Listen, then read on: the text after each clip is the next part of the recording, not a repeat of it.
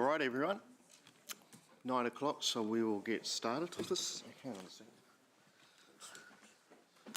I just want to elevate myself a bit. All right, welcome to the, there's a nice little echo there.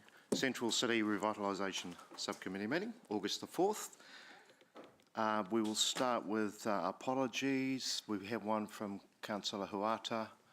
No others? All right. Just a possible 10-minute early departure. Okay. If we don't finish. Yeah. So we're scheduled to go. We've got to stop at 11 basically and take a break before the workshop. So all right, that's noted. Thanks, Sarah. I'll move those. A seconder. Tim. Those in favour. Carried. Those against. All right. Confirmation of the agenda. So we've got a 2-hour meeting, as I said. And we have a late attachment from Hamilton Central Business Association financial statements for the end of the year, June 30, 2026, and the HCBA annual report for 2026. So that's item 6, and so I move that is accepted and the agenda is confirmed. Jamie second. Those in favour? Those against? Carried. All right. Declarations of interest. Anything on today's agenda? No? Okay. Right, we've got public forum. So we'll go, welcome. It's great to have public forum. We really always enjoy some interest. So look, we're going to start with Blake Aitken, and you're speaking to item 9, Central City Transformation Delivery. So can you guys just show Blake where to come? He's all set? Yeah, I talked him through. Okay, how long has he got? Welcome, Blake. So you've got 5 minutes, including questions. So leave some time for questions, maybe, if you like. You don't have to use your time. And yeah, welcome. You're all go. Cool. Good morning. My name is Blake Aitken. So I'm a public artist and architectural graduate here in Hamilton. I run an art startup which finds commissioning opportunities for artists, largely in the built environment. And I'm just here to talk about what I'm doing in Hamilton and Auckland. The first is the well utility boxes.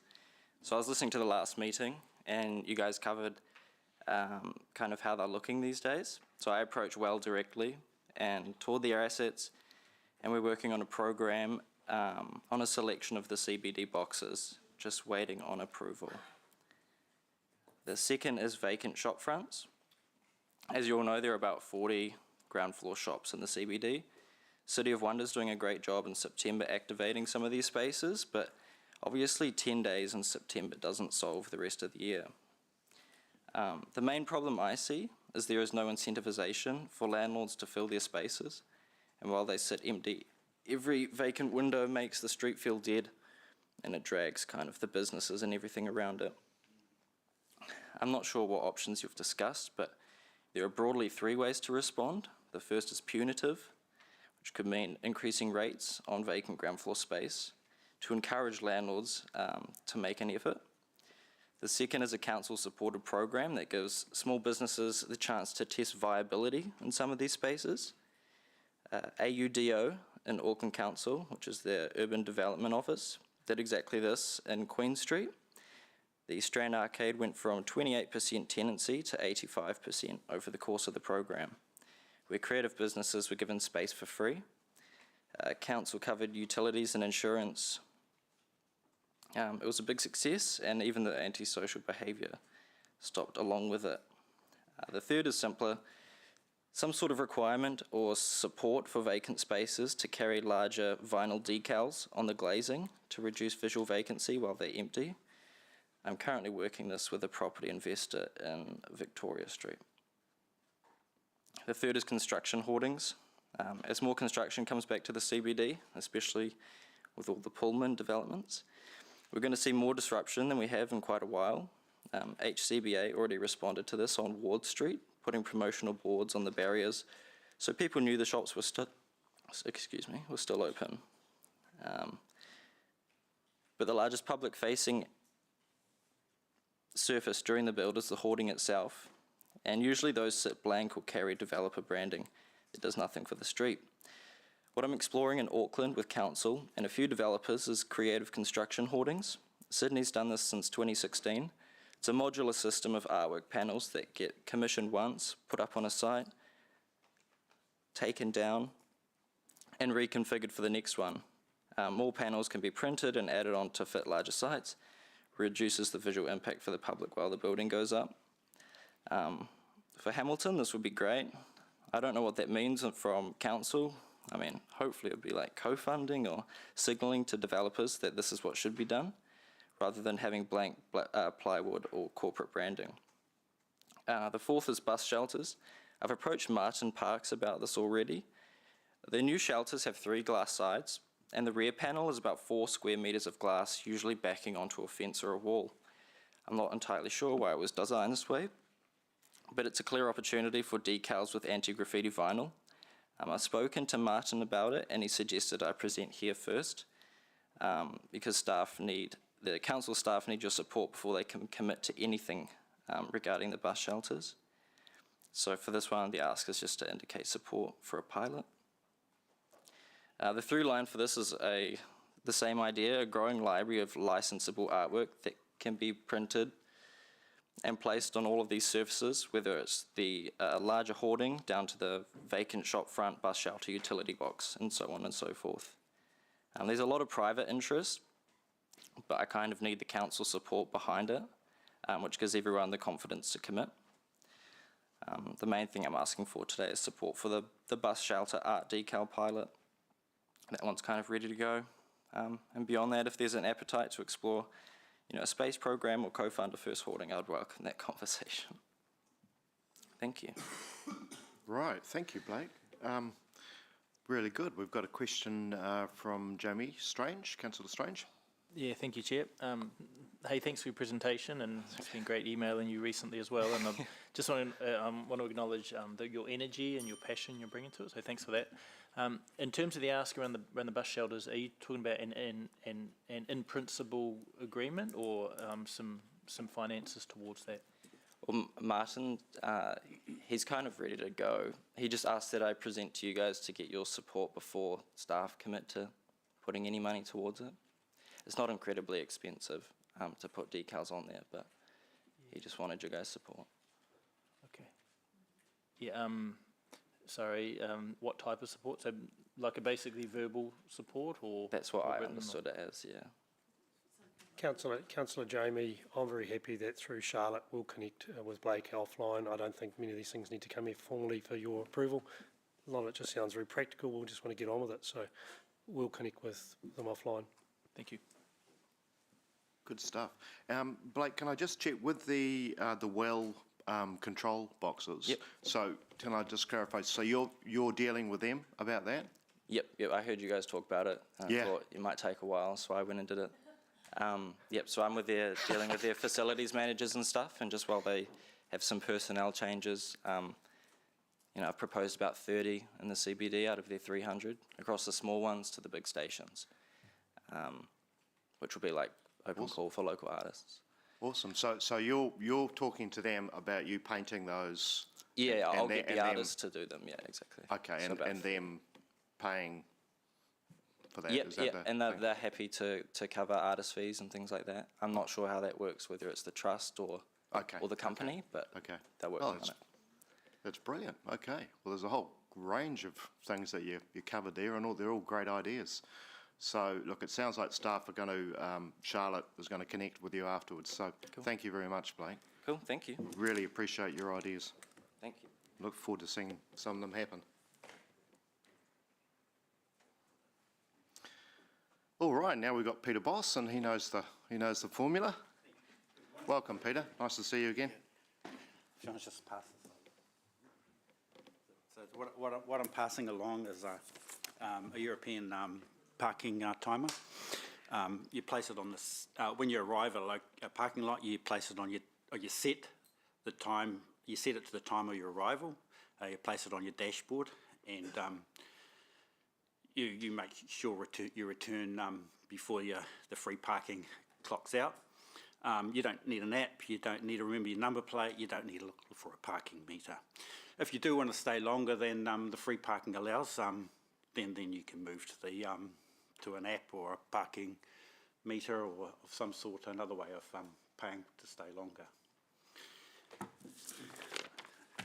But I like data, so this is my written part. So I'm speaking to item 7 on parking review, what success looks like. You have, my email has been shared? Thank you. There's a lot of images on there, thank you. 2 images are provided that include Frankton Business Area and Whitiora Visitor Accommodation Area. One shows the location of about 18,000 car parks, and one shows where the daily 176,000 cars enter the city are coming from. The number indicates there are 9 existing car parks. The number indicates there are 9 cars per existing car park. In a car-centric city centre, the number of customers will be limited by the number of car parks. For what success looks like, would you be willing to add the following to the report? Quarterly and annual card spending, annual traffic counts, bus stop use in the city centre, and quarterly bus patronage across the city. For me, the 12 success looks like items are measures of opinion and assumptions. This next image gives a medium-term measure of traffic counts in the city centre alongside card spending. Here spending is adjusted by inflation. Hamilton's population is increasing faster than traffic entering the city centre. Ask yourself, how much growth in spending can we get from a car-centric CBD? The next image, you might want to flick through the images on the screen. And the next one. Yeah. The next image shows long-term tracking of bus patronage, bus fares and car ownership in Hamilton. All these buses enter the CBD. Please look at bus patronage increase leading to the 2009 bus patronage peak of over 4 million people. The number of people entering the city centre was increasing by over 500,000 per year. The latest bus patronage from Waikato Regional Council for this year is on track to be over 4 million again. Please look back to 2010s, when 2 things took annual growth of 500,000 people away from the CBD. First, the bus fares were increased above $3, and then the service frequency was reduced. These 2 actions removed growth of 500,000 new visitors to the CBD per year. If we want 500,000 new visitors to the city centre per year, look at the planned bus changes. These state that patronage is expected to increase, leading to higher patronage. They also propose to reduce frequency of service. Last time they reduced frequency, patronage decreased. And this is the image of showing it, what happened when they reduced frequency. I ask you as councillors to ask the Regional Council to provide some numbers to indicate what patronage is expected to increase and what leading to higher patronage means in terms of new visitors to CBD. Last time the frequency of bus services was reduced, patronage decreased. And then the last image shows the congestion one bus removes from roads leading into the city centre. End. Thank you.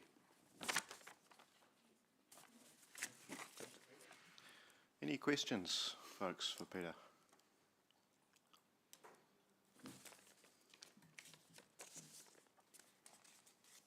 No? Doesn't look like. Could you repeat just again the what you wanted to see as measures of success for the parking review? Available to you Yeah. is quarterly and annual card spending, and from that you can measure if market share and increase in real dollars. Annual traffic counts, which you do each year. Bus stop use in the city centre, you have that data's available from Regional Council. And then quarterly bus patronage across the city. Waikato Regional Council publishes that each year, each quarter. Okay, thank you. All right, thank you, Peter. Your point is well made. The importance of bus patronage and boosting the central city.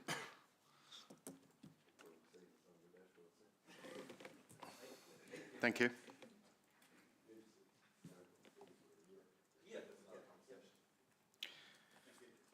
Thanks, Peter. All right, and that's public forum.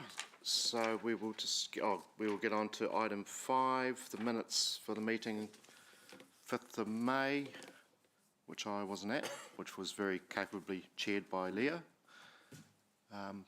Any issues with that? Otherwise, I'll move the minutes be accepted. Seconder, Leo. Those in favour?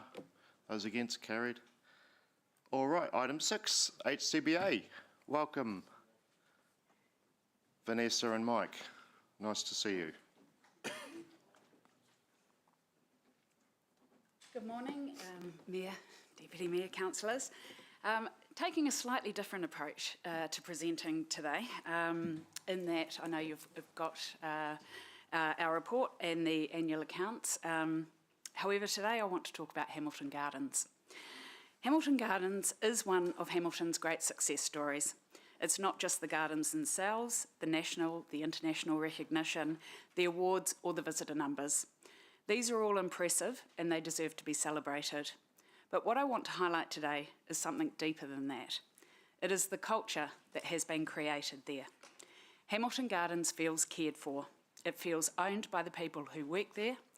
There is a clear sense that everyone involved understands they are contributing to the experience of every person who visits, whether they are a local, a tourist, a family, a staff member, or someone seeing Hamilton for the first time.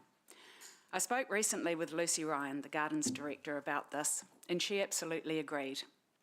The Gardens needs to deliver a strong experience for locals and for visitors for its economic viability and for the reputation they've worked so hard to build, and they do. And I want to genuinely commend Hamilton Gardens, the staff, the leadership, and also the councillors around the table for supporting and protecting a council facility that is absolutely getting it right. Now imagine if that same culture of care and ownership was replicated in the central city, because the central city is also one of Hamilton's most important spaces. We have over 1,300 businesses and property owners. We contribute around 25% of the city's GDP. We have the largest concentration of workers, visitors, hospitality, retail, professional services, events, and public life. This is not a side street of Hamilton's story. This is the front door. And every week, I spend hours logging antenna requests for rubbish, graffiti, broken assets, maintenance issues, and clean-up jobs. I log many, many requests also through the shopping trolley app. And I often think, imagine if more people were doing this. Imagine if more people noticed. Imagine if more people cared enough to either report something or fix what they safely could as they walk past. And I look at this council building and the number of people who work here, and I see an enormous opportunity.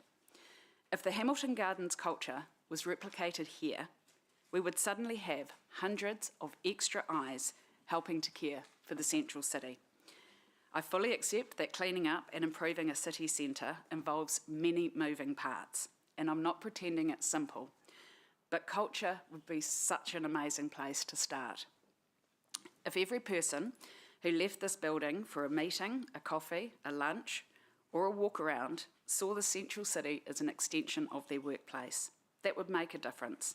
If they walked past rubbish and picked it up, saw graffiti and reported it, noticed a broken tile, a leaking pipe, a damaged sign, weeds, rubbish, abandoned trolleys, assets that are not being maintained, and did something about it, we would start to see some change. I remember hearing Matt Stark once say that if every person who walked past a piece of rubbish picked it up and put it in the bin, the transformation would be immediate. And he is right. At Hamilton Gardens, I cannot imagine a staff member walking past rubbish on the path and thinking, not my department, not my area, not my responsibility. The pride there is too strong. The standard is too clear. That is the mindset we need here in the central city. Because at the moment, we're walking past too many things that have become normalised. Telephone boxes with no handsets, badly patched footpaths, planter boxes with weeds and rubbish, branches left around after pruning, cones left around the town, rubbish piled beside bins, tired signage, seats and bins that got installed on a lean, tiles not replaced, holes in the ground, etc. And there's always a reason why these haven't been fixed or haven't been noticed. But we wouldn't accept those sort of standards at Hamilton Gardens. And in fact, they wouldn't be accepted at the zoo or the museum, and they shouldn't be. And I'm not sure why we see them as sort of acceptable here in the central city. It's not about blame, it is about pride. Practical pride, visible pride. The kind of pride that says this place matters, we all have a role in looking after it. So today, my presentation is actually an ask. How can this be communicated to every person who walks into this building as an employee? How can we build a culture where council staff see the central city not as someone else's responsibility, but as part of the city they are collectively here to serve? We've already proven through Hamilton Gardens that Hamilton can create and maintain places of excellence. Now we need that same care, ownership and standard brought into the heart of the city. Thank you. Thank you, Vanessa. Right, questions. We have got Leo. Thank you, Chair. Thank you, Lisa, for your presentation. My question is around activation funding. So what measurable outcomes will be reported back to show whether this funding is increasing visit, spending or support for our central businesses? Are you meaning the activation money that we get each year? Yeah. So we report obviously on the number of activations we hold. From memory, it was around 100 activations that we held or participated in, from small to large activations. So anything from 30 dress princesses turning up for storytelling in Garden Place through to supporting the Chinese Lantern Festival around the bridges. In terms of marrying that up to pedestrian counts, I'm actually in discussion with the team about the fact that there are no cameras tracking pedestrian numbers in Garden Place, which makes it difficult to actually be able to say numbers impacting when these events are on, until we get some sort of measurable activation there. We can only go as a general on how many people we cite. In terms of CBD spend, we also do provide that information. Tracking it to activation, that's a difficult one actually. You could potentially track it to the day, but it also depends on what the activation is intending to do. If you look at something like the Christmas parade, which is a fantastic activation and gets 20,000 people into the city, it's probably not going to have an impact on spend because it's actually the people that are actually enjoying the central city and being part of the environment and enjoying the place. But it's not tracked. It probably wouldn't correlate to what spend has been happening. So different activations do have different determinants. But the only thing we can do is report all the statistics that we have available to us, which we do. Thank you. I always look at the 100,000, and I look at the effort and the events that go on for the 100,000. I've always maintained it's one of the best spent $100,000 council ever spends. They spend it like it's their own money. If anyone else did this, they wouldn't get nearly the amount of events, the amount of diversity, the amount of new people into the CBD for all of these different reasons. And I think that's a big part of it. It's just bringing different people into the CBD for events. I think it's exceptionally well spent, and I would hate to have to run what Vanessa runs. Thank you. Thank you. Mayor Tim. Mr. Chair, Vanessa, I always enjoy your presentations, but that one was outstanding. Oh, Thank you so much, and thank you in particular for framing it in that wonderful tribute to Hamilton Gardens and all the wonderful staff who work there, because I absolutely agree with you. And as you mentioned, same sort of culture applies at the museum and the zoo, and I think we can be incredibly proud of that. And I absolutely buy your point that the CBD is it's the first thing that many people see when they come into the city, and we need to be equally proud to create that culture. You mentioned that you spent a lot of time logging on jobs on Antenno. What's your sort of success rate with those, would you say? I'm going to say 50-50. I often will get a response, but in terms of, to say recognition of it being logged, I'm not quite sure often on the timeframes of something happening. Right. So by that I mean if I logged the fact that there might be excess rubbish around a bin, and it could still be there the next day, I'm not sure if it's what the turnaround is on responding to those Antenno requests. Right. Because I think it's a system that, it's obviously a great system when it's working well, but 50-50 is not good enough. Yeah, like I said, that could be down to a timing thing, so it's not that it's not happening. In your experience, because you're very well connected in CBD, is there steadily growing awareness of the fact that not only Antenno exists, but we want our residents and visitors to use it for exactly the reason that you're talking about? We want a really smart, clean CBD. Yes, and we do try and talk about it quite a lot, particularly that and the shopping app as well. And I know Mike actually recently did an article in the Waikato Business News about highlighting that these are here and to collectively also be working toward cleaning up the city. And the third thing that just occurred to me as I was listening to you, some high-profile figures, perhaps being involved in a couple of working bees. And I don't mean us getting out and digging up paths and things. I just mean us getting out and picking up rubbish and doing things that all of us could do.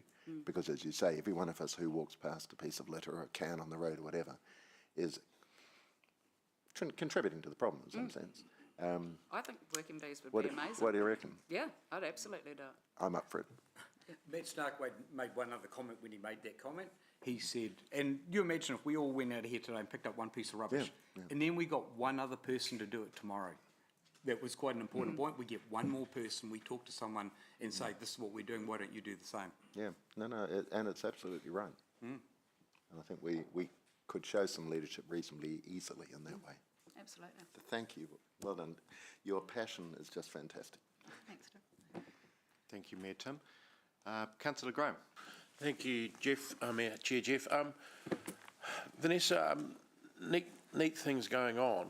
My challenge probably is Garden Place, that every 2 years somebody comes up with a new idea to revitalise it and we spend more money, and 2 years later we pull it out and do something else, and then 2 years later we seem to change again. What's the ideal thing for Garden Place? Because we haven't got a never-ending pit of money to keep changing stuff. And it just seems somebody comes up with an idea and suddenly there's a change on.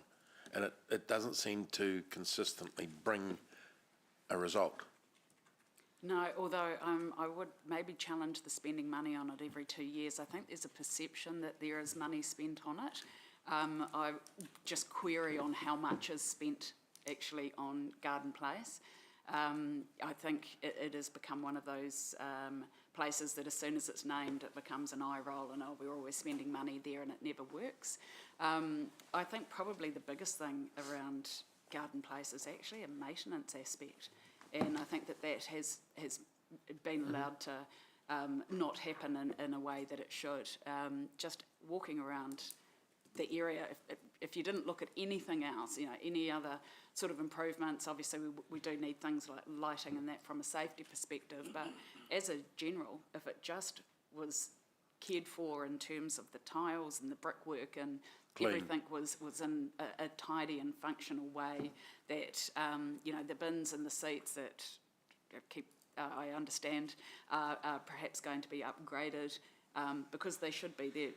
They're old and they're not very functional in terms of what they're doing at the moment. But even things like planter boxes, they need to be planted, or when something is broken, it needs to be fixed. The Spark telephone boxes is something I've been going on about for years. They're in Garden Place in a really high priority or high profile area. They haven't had handsets, I think, for the entire time I've worked here. nobody uses telephone boxes in the same way anymore. How are they still allowed to be there? So I think the biggest thing with Garden Place is actually clean up what's there versus the constant thought around the investment or what's the better way or best way to make it work. I think it deserves to have a little bit of pride just in its, in the basics of it. Yep. Yeah. Vanessa. Councillor Jamie. Oh, thanks, Chair. I'm curious as to what conversations you've been having with developers in the CBD and whether they're outlining any challenges or barriers to developing in the CBD. I'm going to hand that one to Mike, because I'm pretty sure he has had some conversations that we've discussed. Yeah, Yes. I talk to them all the time. One of the things that's always been apparent is if we're spending $1 million on our building, could you do the streetscape? You know, at the same time, coordinated, they pay often DCs, but they get nothing. You know, the streetscape's not improved, and yet they've spent millions of dollars refurbing a building.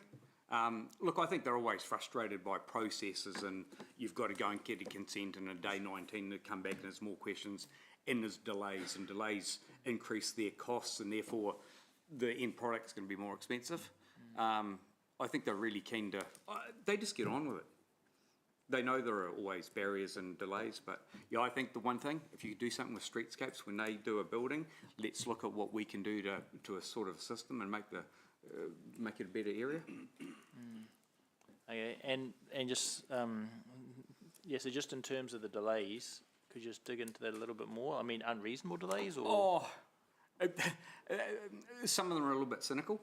I had one the other day. They had to go and get a resource consent.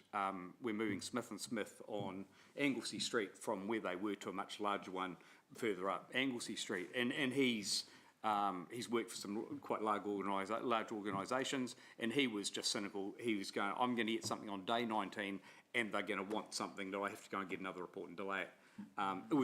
It didn't turn out to be that way, but I think that that's a view. And again, that's just a change that we need to see, that, you know, you work with them better, things happen faster. But yeah, and I think when you've had a vision like that, sometimes developers don't do things to go, it's just going to be too hard, we won't do it. Thank you. Right, thank you. That seems to be all the questions. Thank you guys very much for that. Thank you. All right, so the recommendations for us are to receive the report and to approve HCBA's activation plan and budget for 1st of July 26 to 30 June 27. Look, I'm happy to move that as chair. Do I have a seconder? Councillor Thompson. Councillor Thompson has seconded it, and we will go into debate. How long have we got? 2 minutes, eh? I take first punt. Oh no, you go. You go. No. Feeling generous today. All right. I just want to firstly support the excellent work that Vanessa, you do in terms of the activation budget. I hear really good feedback from those within the creative community that you're really good to work with, and I think it's money extremely well spent, and I see many of those events taking place and they add to the vibrancy of our CBD. Personally, I think we should look at having a larger budget for this and would love to see elected members support an increase to it, given that it keeps on getting eroded. The spending power of it is eroded every year as it's stayed the same. I want to also just endorse Vanessa's words around the cleanliness and looking after the CBD. I think it was put extremely well that, you know, we need to all take responsibility and take pride in the place. I am looking forward to seeing the impact of street guardian caretaker role. So I'd love to see what kind of impact that has, because I would, you know, but similarly, I think it is right that we all should be trying to report things and ideally get on top of things before they need to be reported. Yeah, the more that those little things are looked after, the more the whole place feels loved and looked after. So thanks for the excellent presentation. Thank you very much for that. Councillor Liu. I also support and admire the work the HCBA is doing, and I'm comfortable approving the activation plan. I echo Councillor Thompson shared, also open for a larger budget if we are clear about the funding and outcomes. Activities and events are available, but over time we should be able to show how they support visitation, business activity, and business confidence in the central city. Thank you. Look, I also absolutely supportive of the recommendations. I want to thank HCBA that we have a great partnership with the team. They offer huge value. They're a great point of advocacy and a point of contact for us as well. And look, I agree with a lot of what Vanessa says about the need for us all to be champions of the CBD. Look, we know times are hard. We know they've been hard for a long time, and that there are a lot of businesses struggling, not just in the CBD. But despite that, there's hundreds of millions of dollars being invested, so people have faith in the CBD. We need to replicate that same faith. And every time I hear someone talk down the CBD, it really frustrates me, because it's just becomes a self-fulfilling prophecy. You've got to back it. You've got to have faith in it. I agree with the absolute need for cleanliness and a well-maintained CBD. Councillor Thompson has talked about this for years.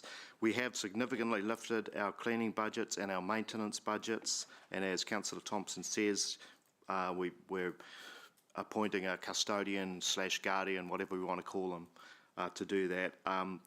I laugh about Garden Place, Graham, because we're trying to incrementally improve it. And I hear what you're saying. There's always a perception about spending money. I received 2 abusive phone calls after we put new grass in, because someone said the grass was too nice. They both said the grass was too nice. So there's always this kind of thing about, oh, you're spending money, but actually, I don't think it's had a lot of love for a long time, and I just in favour of incremental improvements. We're not throwing lots of money at it. Yeah, so that's pretty much it. Thank you for what you guys do. Totally hear what you're saying, and I think we all need to be champions for the CBD. Thank you. Councillor Graham. I'm not sure, because I didn't get to ask questions before we put the motion in, so can I ask some questions about this? Sorry? We're into debate. The question time's gone. You could ask rhetorical questions in debate. Yeah. No, when we have questions before we go put the motion? Well, we did have. We had questions, Graham. You asked one. Of them, okay. All right, then. Try and frame it in your debate. Okay, from a point of debate then, could someone please explain to me the service level agreement and the long-term plan that goes out to 2034 and the funding behind that? And the second one is the rates that was debited against the local businesses while there was free parking, and then the free parking come off. Will those rates, did they drop while the free parking was less, and have they gone back up now that it has? Okay, well, we'll need to treat those as rhetorical questions, but I'm sure you'll get an answer at some point. Thank you. Councillor Strange. Oh, thank you, Jeff. Yeah, thanks for your report. And Vanessa, I'd like particularly acknowledge you for your longevity in the role. I remember when, even back in 2017, when I was in Parliament, and the energy and the passion that you brought to the job right back then, and you kept that going. So, well done. I want to acknowledge that.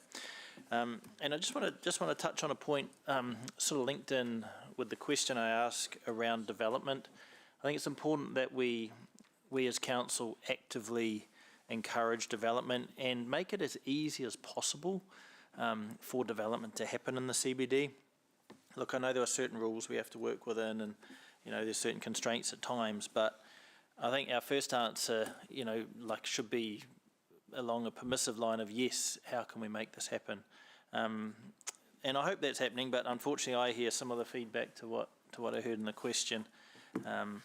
Yeah, so I mean, like at some point I'd love to sort of understand that a little bit more, highlight some of the key developers like Matt Stark, Leonard Gardner, but there are many others who are doing excellent work in the CBD. And I just met with one recently, was going to build a 9-storey building in the CBD, but is now deciding not to because it's expecting it to be too hard. And it's just unfortunate, for whatever reason, there is a perception there that it's going to be difficult. So I'd love to be part of the solution in terms of helping to change that, if there's anything I can do to support there. Thank you. Thank you very much for that. All right, everyone's spoken who wants to speak? All right, I will put the motion. Those in favour, say aye. Those against?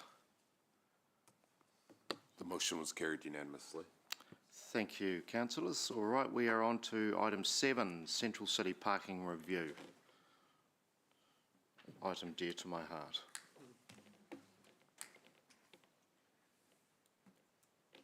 Welcome, Martin. Thank you. Oh, thanks. I'm just going to pour myself a glass of water if you don't mind.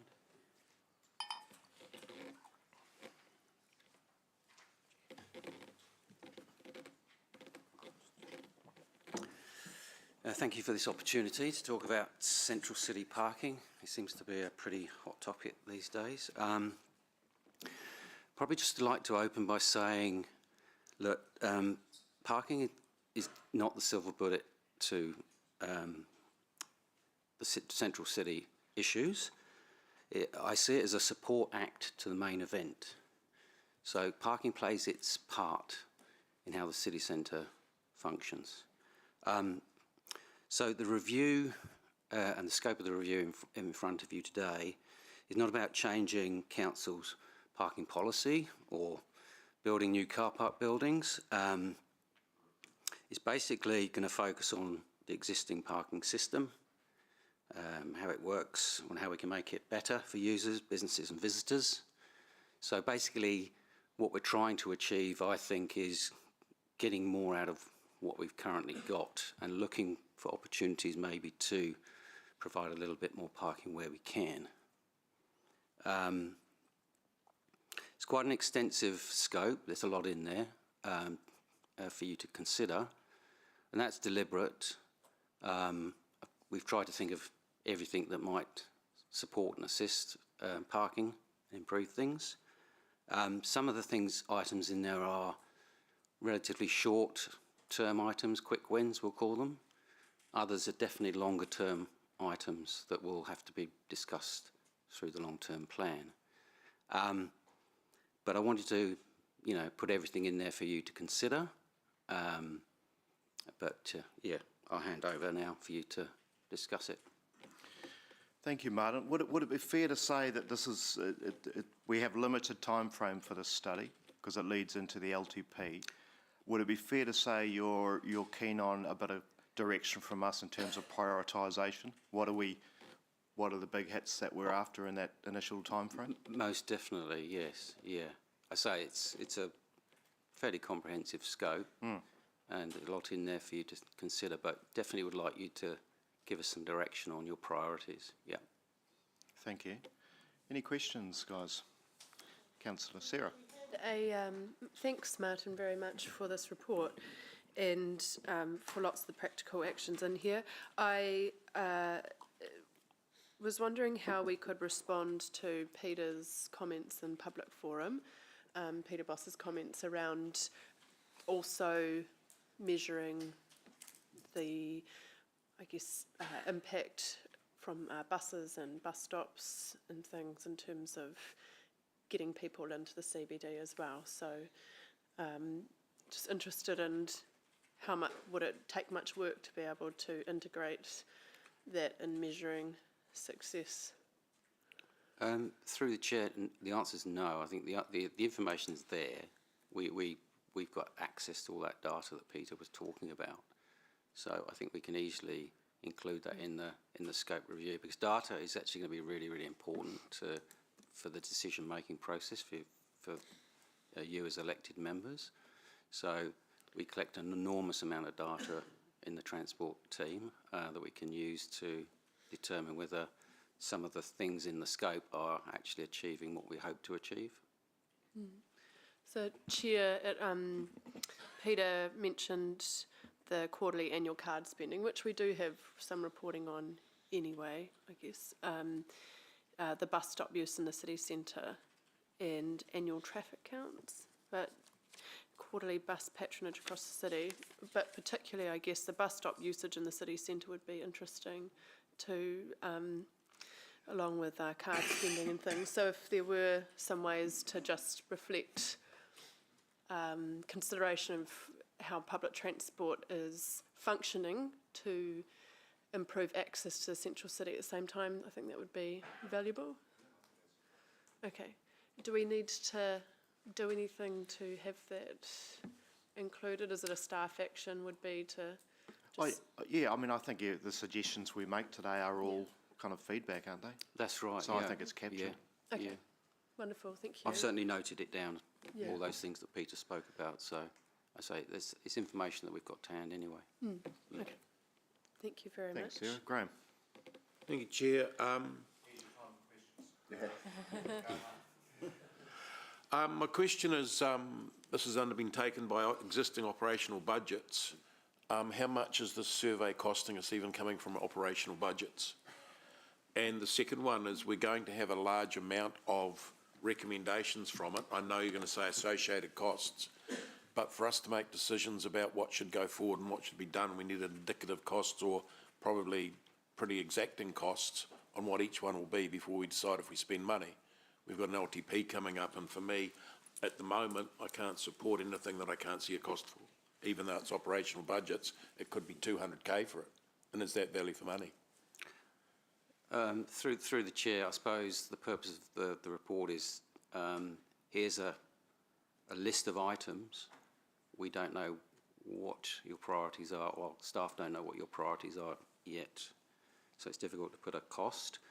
Currently, we're just using staff. We are using staff time to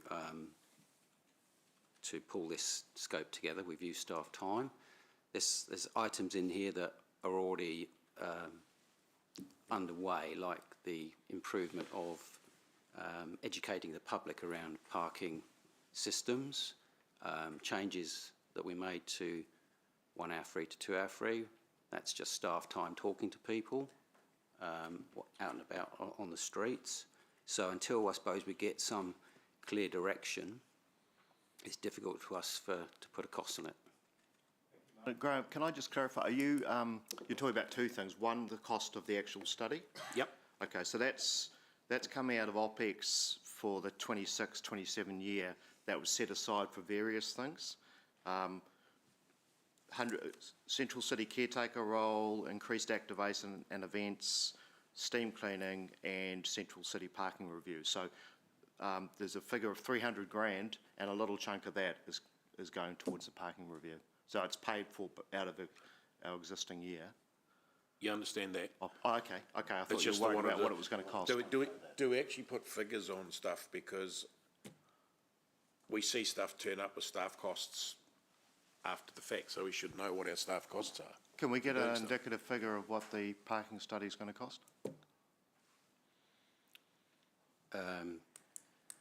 We can. I can't give you an answer now, no, but we can figure that out. Yep, come back. Okay. Yeah.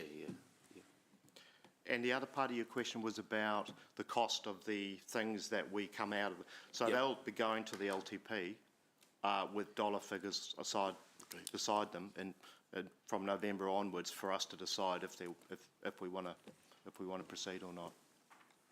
So if you determine that you want to look at, let's say, for example, one-way streets and some additional angle parking and stuff like that, we would certainly work up some costs around those projects, those capital items. Yeah, I would envisage that there'll be things that don't cost us anything, such as the conversations we're having with businesses with private car parks who may want to make them available on weekends and evenings in exchange for revenue. I mean, that's not costing us anything. That's more,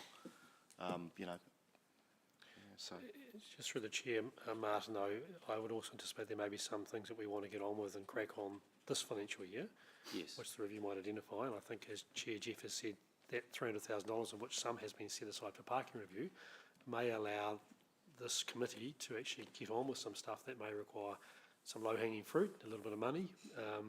And I'm mindful of, for example, when we did the 2-hour free parking, there was signage that had to be changed for the central city. That costs money. So there are going to be some things that you may want to get on with. That money will allow you to do that. okay. That be fair, Martin? Yep, that's a fair comment. Mayor Tim. Thank you, Mr. Chair, and thank you, Martin, for your report. I'm personally really enthusiastic to see the review get underway. Can I just ask you a couple of questions? On page 33, under the scope items, point number 18.2, identify parking areas that operate at or near capacity and those that remain underutilised. Can I just clarify that sorry, I should ask a question. Will that include the Centre Place car park? This is more around the on-street stuff, but we will include other car I thought park I had buildings seen as the well. car park buildings were included. Yes, they are. I asked that because I'm just signalling in advance. I am very concerned by the drop in utilisation in the Centre Place car park since charges went up. Is this Garden Place or Centre Place? You're talking about both? Our one under... Garden yeah, Place sorry, is our one. okay. Yeah. So that's my question then. Yes, it will include Garden ours Place. one, Yeah, our one, yeah, yeah. Because, I mean, I know from talking to quite a number of our staff, if you'll pardon the pun, that many of them have been driven away. And I'm not putting this on you, I'm just saying that many of them no longer park there but since the significant increase in pricing. And I don't think we've got the sweet spot right there. But that's for the review. I just wanted to check it will be up for consideration. Definitely. Good. Yeah. And thank you. And the other one is for out of scope. And sorry, I'm just... For some reason, it's no longer letting... Why is it not letting me move my page? I know it's out of scope, but you'll be aware of the fact that there's been quite a lot of discussion, in part fueled by some councillors in recent times, about the possibility of park and ride facilities for the hospital, and we know that parking is a real nightmare associated with the hospital. Can you just explain, because I think there'll be people watching online who'll want to know why is that out of scope in this review, and if it's out of scope in this review, when can we have a look at it? So you're referring to the park and ride facilities? Yes, yes. So that's 26 Roman numeral 7. Yeah, yeah. So I suppose it's a bigger piece of work that needs a bit more resource into it, because it's first of all identifying sites that potentially could work for park and ride facilities. And then just doing a bit of work around which ones would actually make the cut to a shorter list. So first of all, it's going out and identifying pieces of land that potentially could support a park and ride facility. And they've got to be in the correct locations, otherwise people won't use them. Yeah. So that takes us really beyond the central city, because this is a central city parking review. Yeah. I accept everything you're saying. Yeah. I just don't want things pushed out to the never because they're currently in the too hard basket. No. But I accept the point you're making, and the land availability issue is a big one. It's a big issue, yeah. But I would probably add to that, there's a piece of work that we've been doing with the hospital. It's a multimodal parking plan, multimodal transport plan, that's looking at that hospital area and the surrounding streets. And coming out of that, the recommendations are, one of the items is park and ride facilities. So at some point, we want to bring that piece of work to you guys for a discussion. It's close to completion at the moment, but the next stage would be to workshop with you guys at some point around that report. Yeah. Okay, look, thank you for that. Yep. And apologies for my early confusion of Centre No, Place that's with all Garden right. Place. I guess the observation I'll make about Centre Place is that if we can find a way of angling the park so that you can actually get out of your car, that would be a good part of the review as well. But sorry, that's just an off-the-cuff remark. Thank you. Thanks, Mayor Tim. Jamie. Hey, as part of the scope, are you planning to look at areas of land or organisations that, you know, where we have buildings and car parks that we own in the CBD, and whether we're going to explore, monetising those in terms of people parking there. I'm thinking, for example, the likes of the Celebrating Age Centre, the Metro Judo Club, and I imagine there's other community type facilities. Look, if they're fully utilised, then there's no option there. But if they're underutilised in terms of their car parking space, well, yeah, we're certainly going to be looking at areas that are underutilised. I mean, I suppose in some respects, the central city does have a lot of parking spaces already, whether they be private or public, controlled by ourselves. When we only control about 22, 23% of the current parking stock in the central city, so we're not the biggest player. There's lots of other stock available, and it's talking with those, I suppose, those providers about how we can work better together, and that's something that the comment made by the chair earlier about, you know, working together with the private operators in a better way. And we've had some of those discussions already, and they've been pretty positive.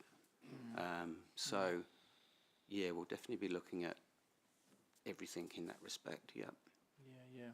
Okay, and just second one is, obviously there's sort of ring around the CBD of paid parking, and then people who, you know, work in the CBD, if they don't want to pay, they would park outside that ring, obviously. Are you comfortable with the size of the ring as it sits at the moment? Yeah, I mean, we have looked at the potential of expanding the paid parking area, but you're just pushing the problems out further into residential streets. Then you get complaints about there's no room for my visitors to park, or that people are parking too close to my driveway, and then they want residents' parking schemes, which brings a whole raft of other problems to the fore. So I think in time we need to have a discussion with you as elected members about the all-day paid parking area, because I do believe that does need to be reviewed at some point, but not as part of this review we're currently doing, because this is more focused on that core central city area and how we can support businesses and visitors.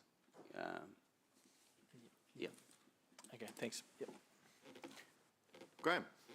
Thanks, Chair. Martin, just one I'd forgotten from the first one. A few months ago in the committee, we talked about handicap parks on the riverside from the northern end of Victoria Street, and there was a survey going on to make sure we had enough around.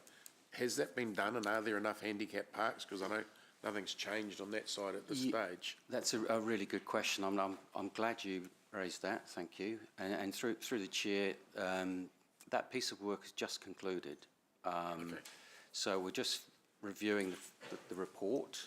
It is recommending additional mobility car parks in certain streets, which is really great, and it's given us a real good framework for future determination about the number of parks, not just in the central city, but further citywide. So that's a report that we'll share with you in due course.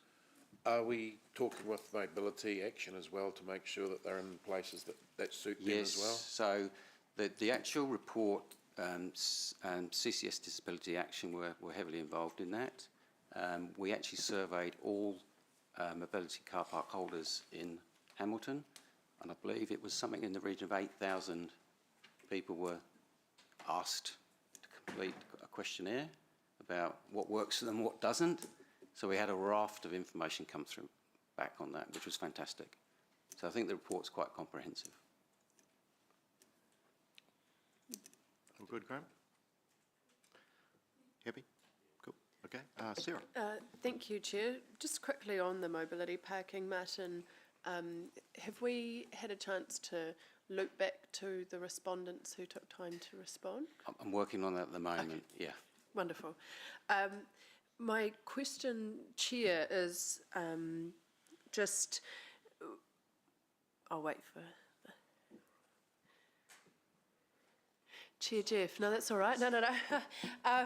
I was just wondering, you mentioned giving a steer around prioritisation. Is that best done in debate or through That was what I was question time? intending to do. Okay, But debate. I'm relaxed either way. If you can do it in questions as well, that's fine. I was going to use my 2 minutes to... Right, I will use my 2 minutes. I just wanted to clarify that. Thank you. Oh, yeah.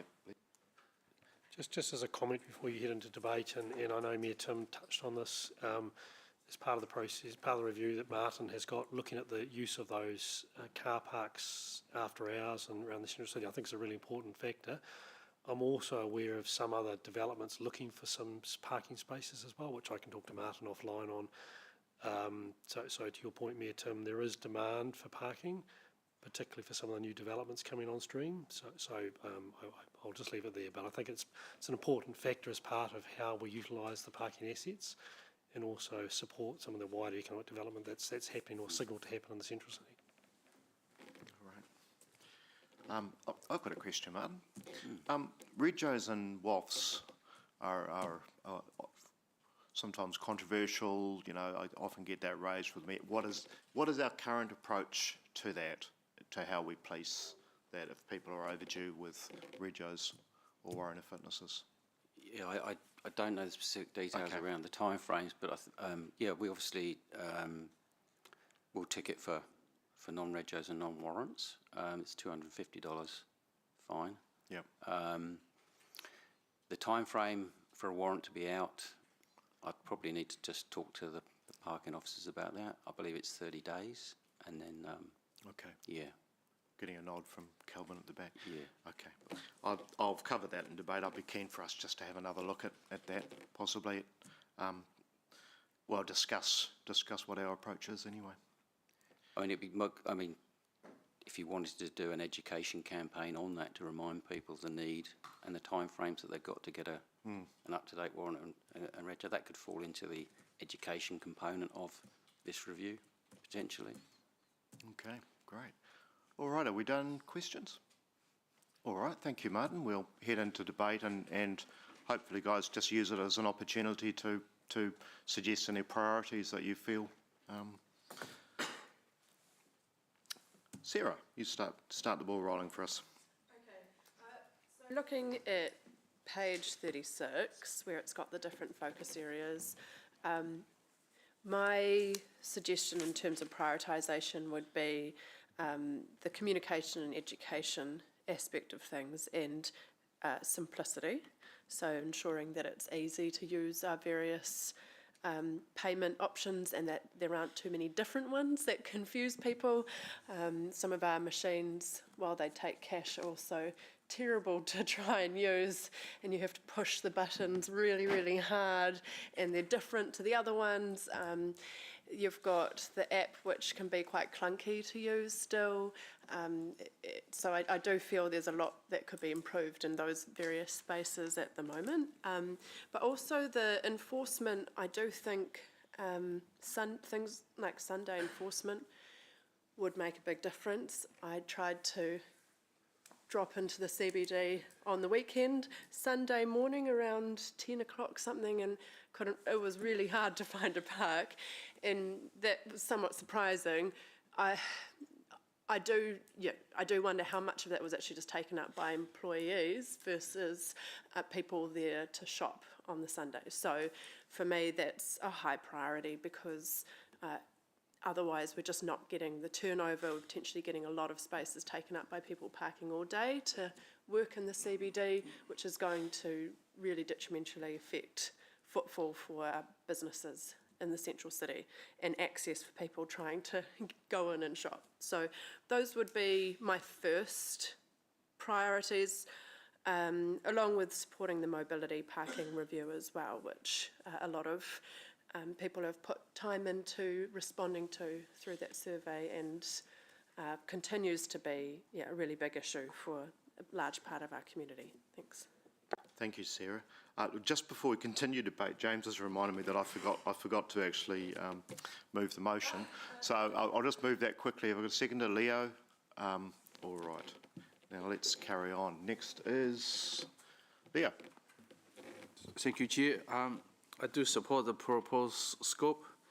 Parking need to be made simple, practical, and customer-focused. And we also need to better use our existing public and private parking spaces and identify improvement that supports business without committing council to unnecessary capital spending. Thank you. Thank you, Leo. Mayor Tim.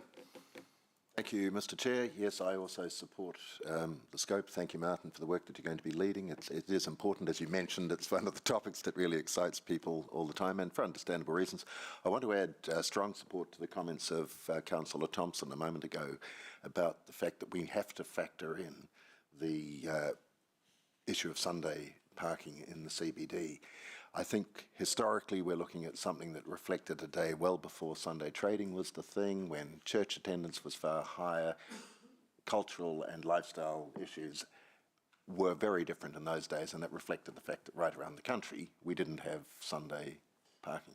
Nowadays, of course, the issue is that with Sunday trading, as Councillor Thompson has mentioned, it is incredibly difficult to park. We know from many retailers that they are concerned about the fact that a lot of shop workers and other staff are parking all day on Sundays, and that is deterring people from coming into town when we need them to come in for retail purposes or to go to a cafe or film or whatever.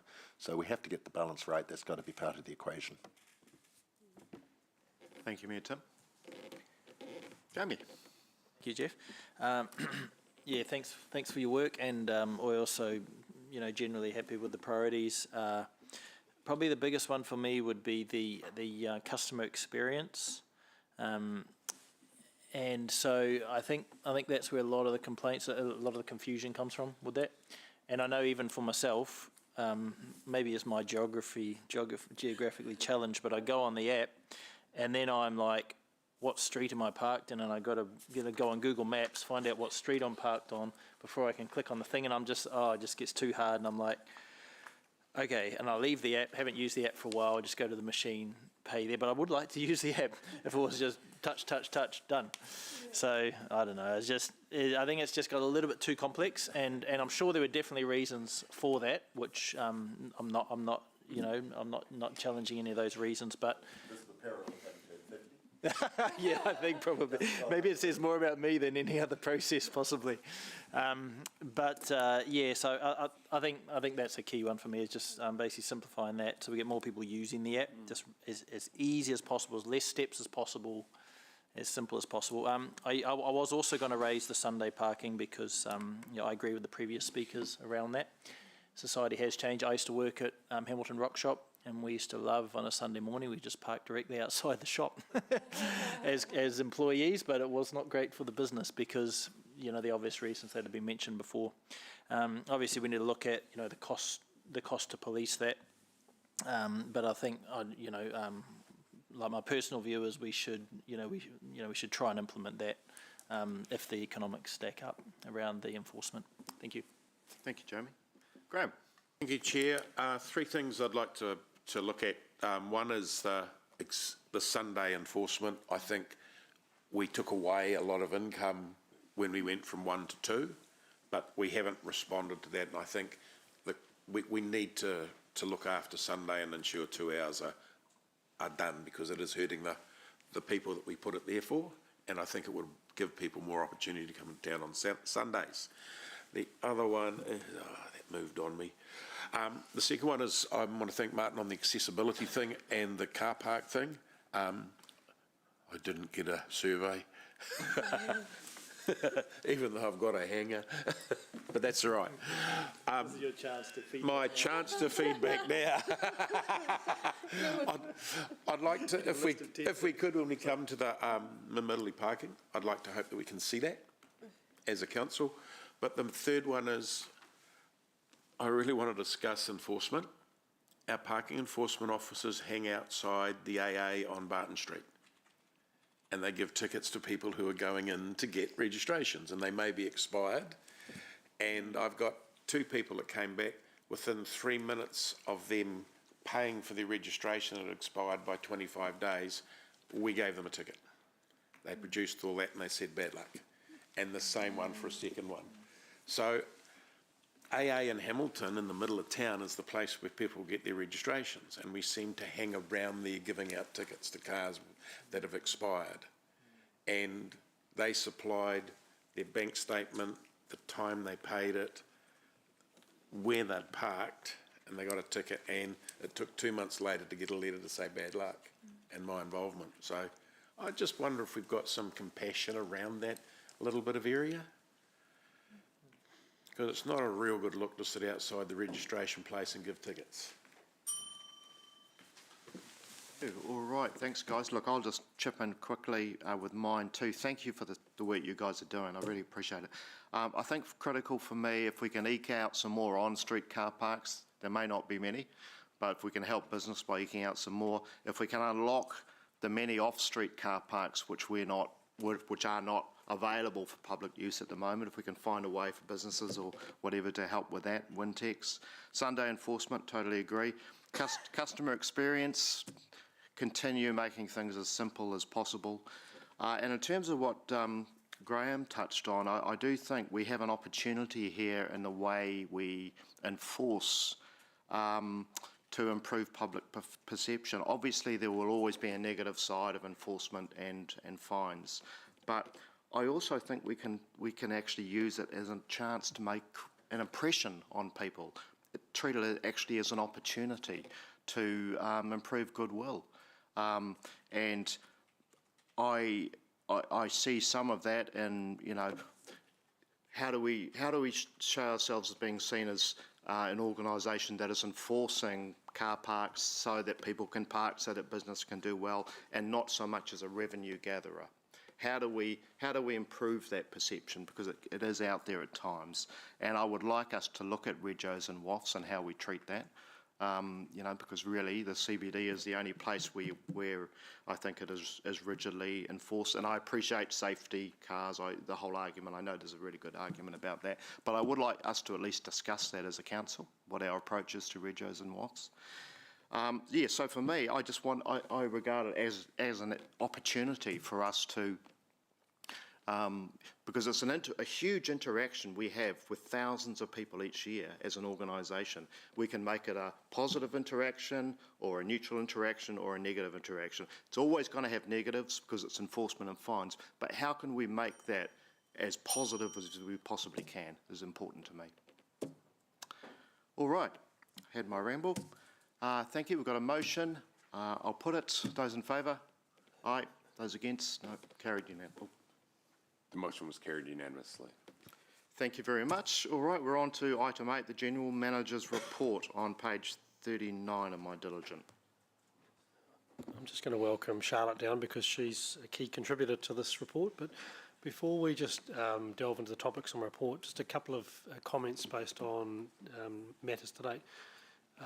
Councillor Jamie, you raised, reference to a 9-storey development. I'm not aware of that, but again, I would just encourage or welcome any feedback offline if there are any things. But certainly, to my knowledge, the central city is actually one of the areas where development is easier than other parts of the city because of certainly some of the restrictions that we've removed in terms of water, wastewater constraints.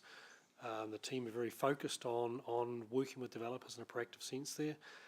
I'll acknowledge that any development is challenging, and certainly those of many stories are, the higher you go, the more challenging it is. But I'd be keen to understand if there are things, let me know, please.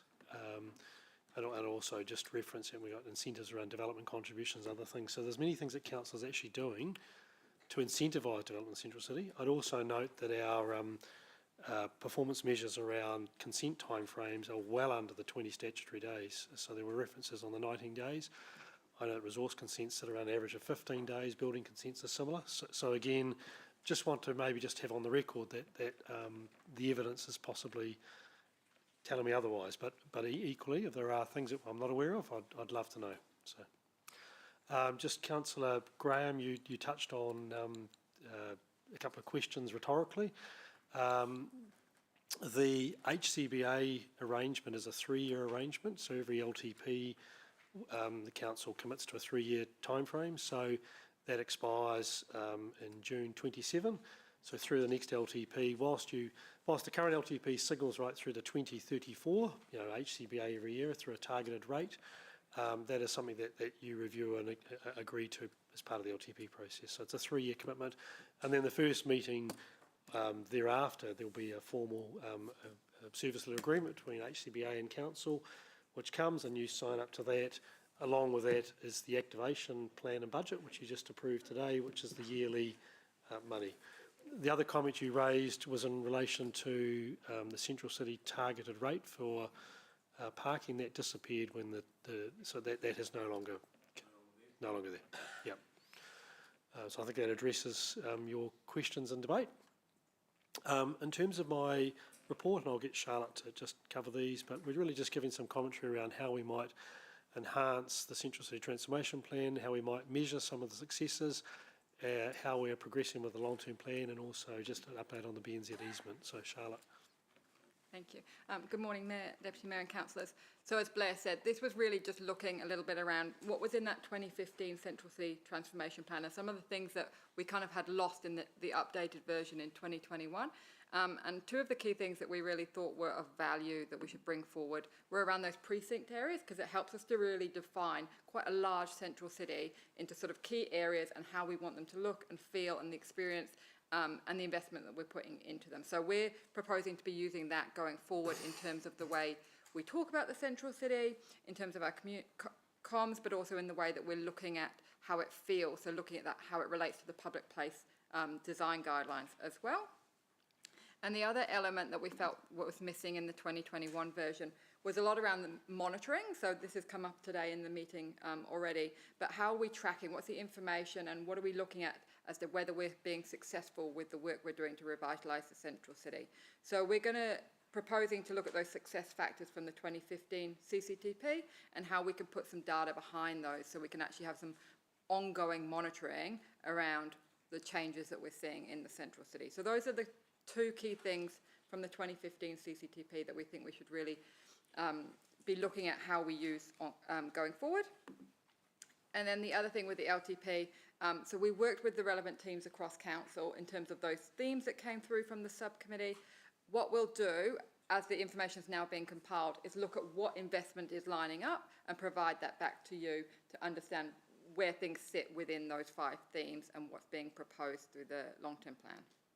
And then the other one is around the BNZ Novotel easement. So we have sent out a draft agreement to surrender the easement to TGH and to Mackesy, and they are reviewing it. I spoke with them last week. They're largely happy with it. They're looking at a 2 sort of phased approach. The first phase will be to close off the easement and put forward that proposal to us, and then the second phase will be to do the build behind. So they're working at the moment with Mana Whenua in terms of what that would look like, and then they'll come back to us as soon as possible in terms of what that design might be, and then it will go through the process as we agreed at the at council. So that's all the updates on that. They are progressing well, and hopefully there are no more issues around that going forward. But at the moment, yeah, that's all working. And that's it for my update. So happy to take any questions on those. Thank you, Charlotte. I don't see any questions. No, thank you very much. So, councillors, on page 39, the staff recommendation is just to receive this report. So we'll go into debate. What's that, sorry? Oh, I'm having a bad day for that. All right, we've got Tim's moved and Sarah has seconded. And into debate, anyone who wants to? All right, I'll just jump in quickly then. Look, I welcome the precincts, us resurrecting the sort of 3 precincts model really from a previous CCTP, because I think it is still really relevant. We have a huge central city, and I think it still holds true that north of London Street, we are wanting to encourage residential ultimately, and south of Collingwood Street very much, I think, particularly with the BNZ Theatre, we are really encouraging an arts/entertainment precinct as much as possible, and I think I've been hearing some things about some other things that could be happening in that precinct as well. So I think it's got a great future as an arts and entertainment precinct. So good work, Charlotte. Thank you very much, and I look forward to things being fleshed out before the LTP. Jamie. Sorry, I'm a little bit late, but yeah, I also agree with you around the 3 precincts, Chair, and yeah, and thank you for your work on that. I think it's important that, I think the precincts are on the right track, absolutely. And then I think it's about all of us, basically putting our shoulder to the wheel in terms of attracting investment into the CBD, in the right kind of investment in the right area, and I think that's going to be good for us moving forward. I think it's important that that we continue to look at the river. The Awa has been one of our key assets, and also continue to look at how we open up viewing the water. There's a lot of areas where you can't actually see the water there. I know there's a cost in terms of that pruning. I do acknowledge that, but there is, I've had a number of conversations with people who, particularly business people, who would like to see the water being able to be viewed, and I think it's important that we continue to talk with people who are of that mind, and co-construct, how we can fund that, how we can make that happen. Because at the moment, there's, basically in my opinion, there's too many trees along there, the wrong tree in the wrong place, and we've got to have a really good look at that, how we can open up the viewing of the river, particularly for people who come to visit. It is one of our key assets. It makes us unique, and if you can't see it, well, may as well not even be there. Thank you. Thanks, Toby. I agree with that. All right, any other speakers? Don't see any. All right, I'll put the motion. Those in favour? Aye. The motion was carried unanimously. Very good. We're on to item 9, the last item, on page 45.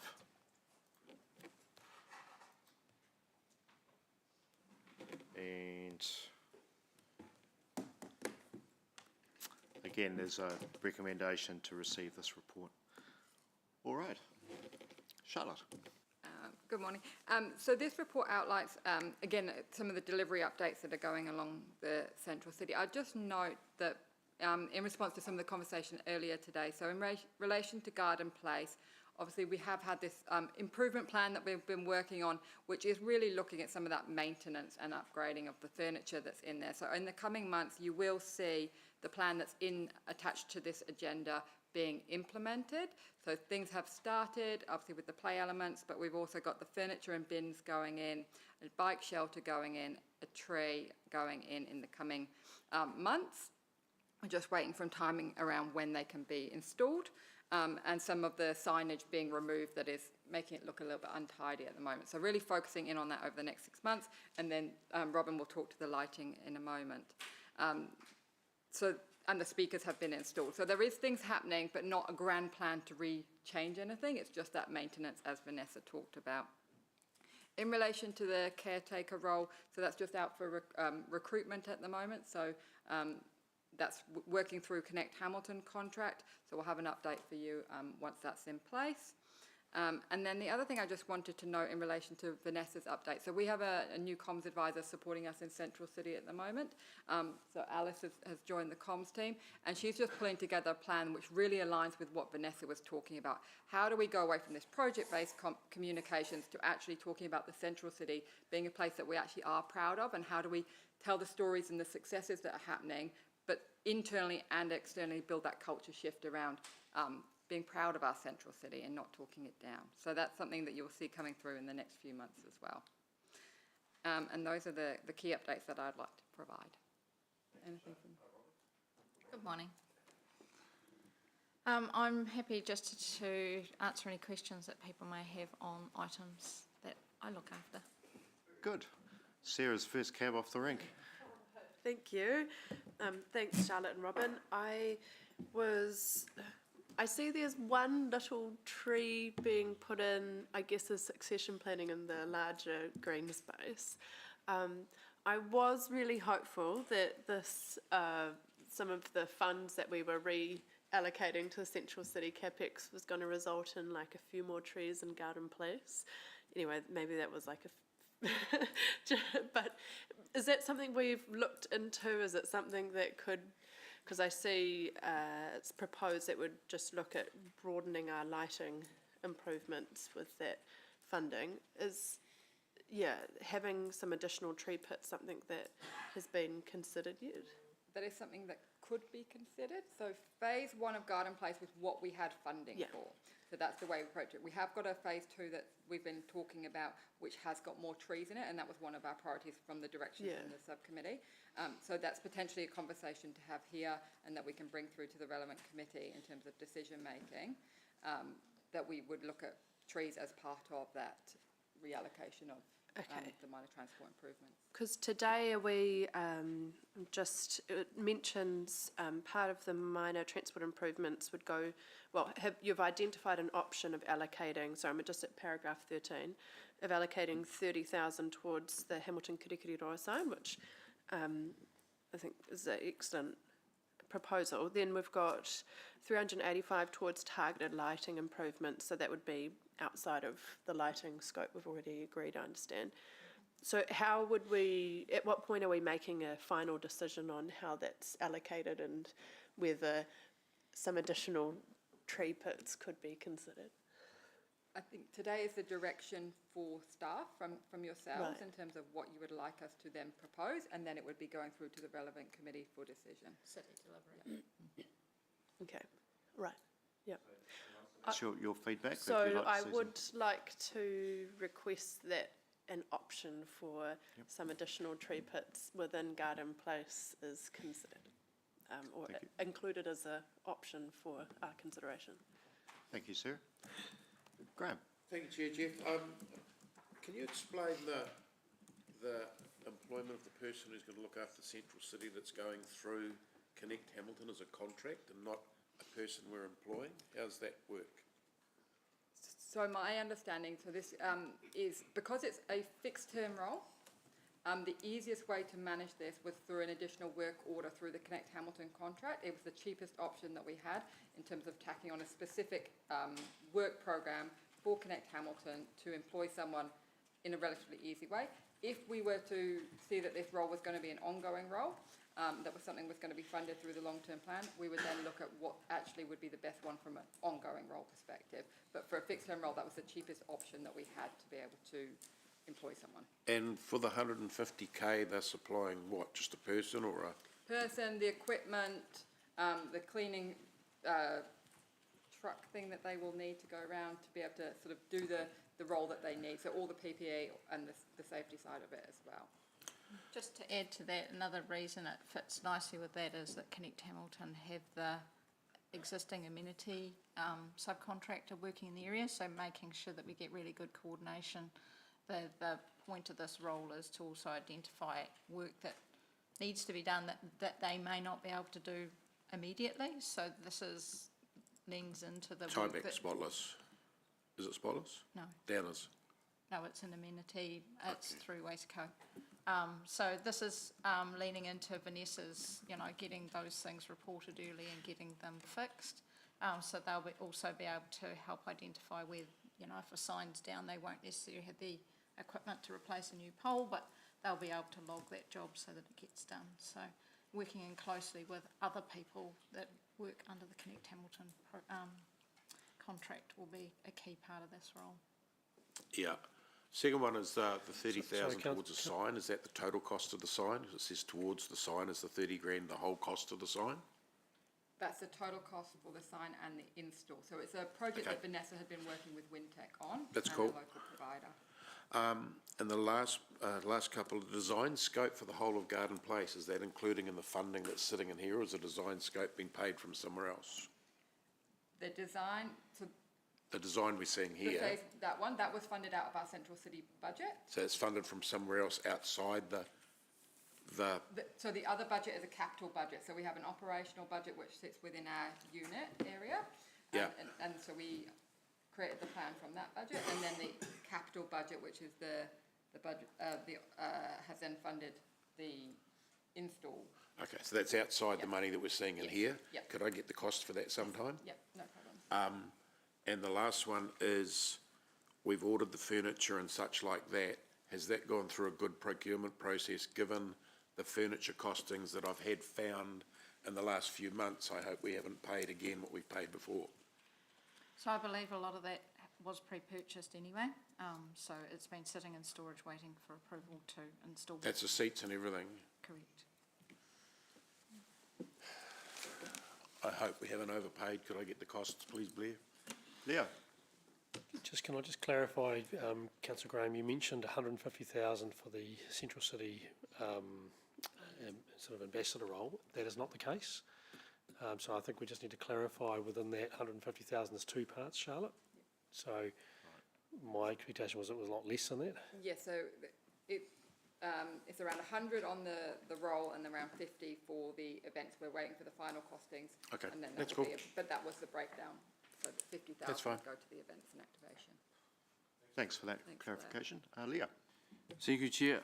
Just for clarification, is the intention today simply to receive this report, or are you seeking directions from the subcommittee on the proposed allocation? Are we seeking direction? Yeah.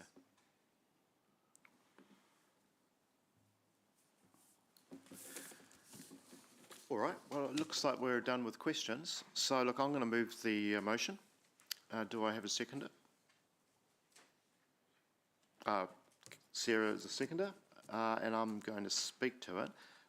Look, completely take on board Sarah's suggestion about trees. I actually agree with more trees in Garden Place. The minor transport funding reallocation, Councillor Leo and I got together and we talked about lighting with staff and with HCBA, and felt that there's a real opportunity to actually make a bit of a dramatic impact in the CBD. With that, we've already got some, as you know, in Garden Place and Civic Square planned. And so this is potential to both improve amenity and safety, which, as you know, is continually kind of raised as an issue. And it would be targeted towards certain areas so that you get best bang for buck.